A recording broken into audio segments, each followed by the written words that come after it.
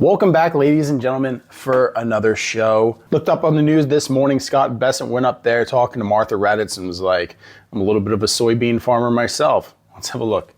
China has been boycotting American soybeans, and American farmers have really suffered. Do you see a real light at the end of the tunnel there? They may allow soybeans again? Well, Martha, in case you don't know it, I'm actually a soybean farmer, so I have felt this pain too. And there are a couple of things happening here. One, the Chinese have substantially dropped their purchases to almost zero, so they unfortunately have been using American farmers who are amongst President Trump's biggest supporters. I think he had more than 90% support. And then this was one of the biggest crops in 20 or 30 years, so it was a perfect storm. But I think we have addressed the farmers' concerns, and I'm not going to get ahead of the president, but I believe when the announcement of the deal with China is made public, that our soybean farmers will feel very good about what's going on both for this season and the coming season. You guys absolutely so full of shit. Listen, just to go off on the soybean market real quick, China went ahead and bought everything that they needed to possibly buy from Argentina and probably Brazil. There's no need for them to buy soybeans from Americans unless we go ahead and cut the cost so much that there's no way they wouldn't buy. But again, that would fuck the American farmer. But let's get back to Scott Bessent, because this guy bugs me. This guy has been all over the news. He justifies any kind of policy that's out there that hurts the American people, right? Whether they're on the left, whether they're on the right, just the people in general. But watching this, right, the last thing I was really expecting was him to say, well, I'm a soybean farmer. No, he's a $600 million hedge fund guy from New York and Charleston, South Carolina. He recently sold his mansion for $18 million, a pink stucco monstrosity. But he owns a lot of land in North Dakota, right? He owns the title, folks. He's not a farmer. He's as much of a farmer as Jeffrey Epstein is a daycare provider. He bought $25 million worth of land in North Dakota. He has people working the land there, obviously, actual farmers, desperate people, probably like you. He has them renting it from him, right? He's a landlord. That's his only real connection with agriculture. That's like me saying that I'm a professional boxer because I own a boxing gym where people get punched in the face. I'm not getting the knockout. I'm not feeling the knockout. I'm just collecting membership fees. This whole thing that he has is just a rent-seeking operation. It's just diversification. But that's the government. They're so detached from reality, they think that they can go ahead and buy victim status. They think that by owning the means of production, you own the struggle. This guy's pain is watching his portfolio dip from $500 million to $499 million. Our pain is watching the bank actually send foreclosure on an LLC for a guy who's just trying to make his way, negotiating the trade crisis that these guys actually caused. Farming is a generational thing, right? I mean, you can have people who have their micro farms. It's really hard, and it's really rare for people to just hop into farming and then, hey, they're farmers. And believe it or not, there's techniques. It's a certain way of life and discipline that you're brought up into. But for the government and the wealthy, the oligarchs, this country is just a mafia-run entity in which you can just exchange your titles for profit. You want to know why the government's so out of touch? It's because this is the government. The government's made of people like this. Like, he's the guy who goes to Davos on a private jet and then comes back and is like, well, we need to help out people. Right? We need to help out the little guy. I'm really feeling this in my North Dakota rental properties. The trade war that's destroyed the soybean market here in America is a complete disaster. So what do?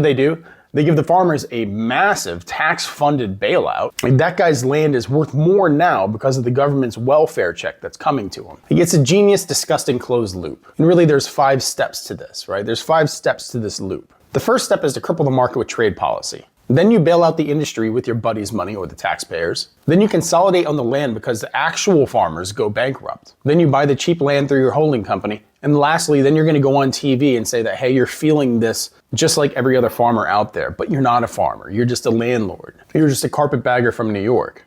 But the best part about this entire thing, and Like it's echoed in my other videos, is this entire thing is the farmer's fault, really. They keep voting for the party that promises to protect them, but all they do is set up a corporate welfare system that crushes the little guy and hands all the wealth over to a few. Like they're standing out in the sun all day working, right? 12 hours a day from sun up to sundown. And then they look over at a guy in a $100,000 suit, a guy who's never touched a combine in his life. And they're like, well, I believe this guy.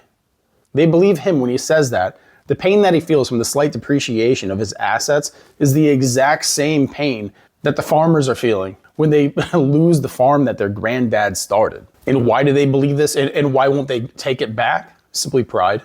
Because the alternative is admitting that you made a terrible generational mistake. You have to admit that the political identity that you bought into is the reason why you're selling your family's farm to a billionaire. And are they going to speak truth to it? No. What they're going to do is double down. They're going to be like, no, Scott, he's a good guy. He's one of us. He's fighting the globalists. He is the globalist. He's the definition of the globalist. He's the one who made $1 billion off of betting against the British pound. He's the one who wants a totally deregulated oligarchic economy where he owns absolutely everything and you own nothing. The thing is, we deserve this though, right? Well, you deserve this. I didn't vote for this, but you bought into the lies. You're the punchline. Scott Bessent, right? The soybean landlord, the $600 million farmer, he's just collecting ticket money. You guys are still clapping, while at the same time losing everything. The irony is actually what comes in the long run, because this is going to be turned into something else other than farmland. I think that's exactly what Scott Bessent should do. I think there's 3 real avenues that he can take here. The first one, I think, he should just build a mega church or like a big cult compound. You're in North Dakota, right? It's flat. It's unassuming. It's perfect for an end times compound. You can go ahead and buy one of the old nuclear silos and just renovate that. In fact, make some money by making it a flip project on TV. You're the Treasury Secretary, right? You're rich, you're well connected, people believe you. And you pave over half of that farmland and just make a gold-plated megachurch. Not for God, you can call it the Church of the Yield. The sermons could be about asset protection and why debt is sin. You can sell $5,000 Harvest Basket memberships to the wealthy elites who want to be rooted in something.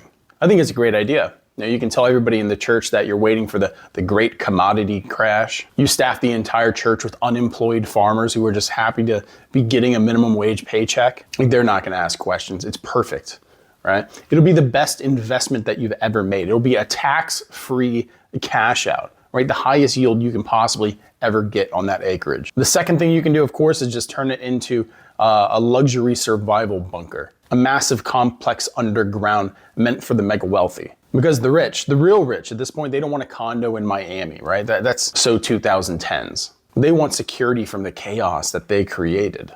So you take all the land, you don't sell soybeans, you just sell luxury survival. So I had to change the background to something more Fallout appropriate. But you go ahead and build 200 luxury underground bunkers. Beautiful granite countertops, a full service concierge, and you charge a $15,000 a month HOA fee.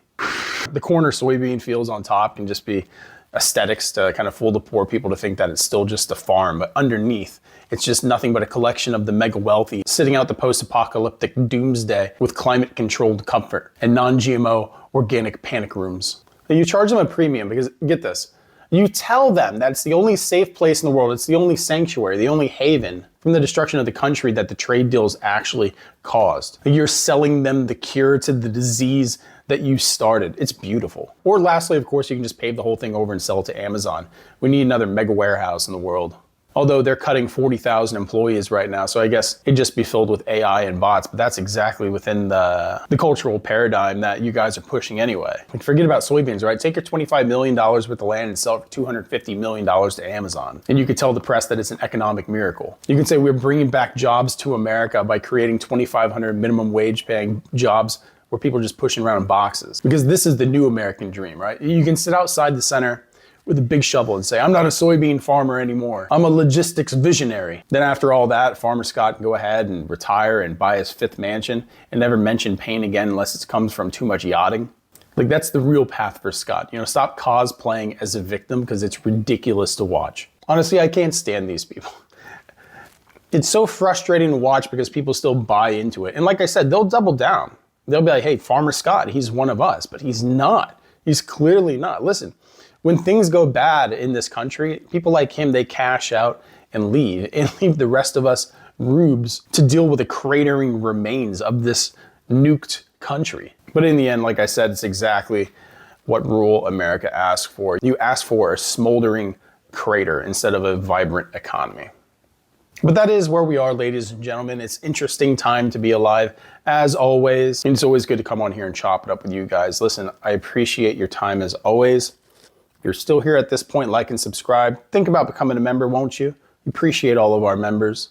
Think about giving a donation. Helps the channel run. We don't do sponsorships. Recently got a message from a health insurance company wanting me to hawk some of their policies on my channel. That's definitely not going to happen. That's everything that I preach against, but it's the world that we're in now. Anyway, ladies and gentlemen, hope you have a good one.